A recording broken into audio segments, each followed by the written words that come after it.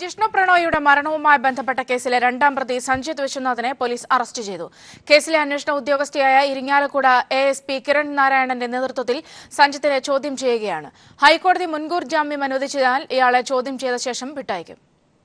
പാമ്പാടി നെഹ്റു കോളേജിലെ എഞ്ചിനീയറിംഗ് വിദ്യാർത്ഥിയായിരുന്ന ജിഷ്ണു പ്രണോയിയുടെ മരണവുമായി ബന്ധപ്പെട്ട കേസിൽ രണ്ടാം പ്രതിയാണ് നെഹ്റു കോളേജ് മുൻ PRO സഞ്ജിത്ത് വിശ്വനാഥൻ. മുൻമന്ത്രി KP വിശ്വനാഥന്റെ മകനായ സഞ്ജിത്തിന്റെ ഒഫീഷ്യൽ ക്യാബിനാണ് കോളേജിലെ ഇടിമുറിയായി പ്രവർത്തിച്ചിരുന്നത്. ഇവിടെ എത്തിച്ചാണ് ജിഷ്ണുവിനെ ശാരീരികമായും മാനസികവുമായി പീഡിപ്പിച്ചതെന്ന അന്വേഷണത്തിൽ വ്യക്തമായിരുന്നു. അതോടൊപ്പം കോളേജ് ചെയർമാൻ കൃഷ്ണദാസിന്റെ നിർദ്ദേശപ്രകാരം ജിഷ്ണുവിനെതിരെ നീക്കങ്ങൾ നടത്തുകയും സംഭവശേഷം തെളിവ് നശിപ്പിക്കാൻ സഞ്ജിത്ത് നേതൃത്വം നൽകിയെന്നും കണ്ടെത്തി. ജിഷ്ണുവിന്റെ മരണം നടന്ന 3 മാസം തികയുമ്പോഴാണ് അന്വേഷണ സംഘം രണ്ടാം പ്രതിയെ അറസ്റ്റ് ചെയ്തത്.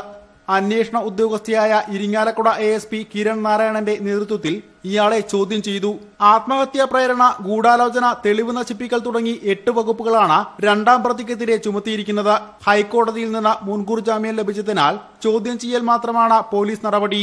News bureau, Thrissur.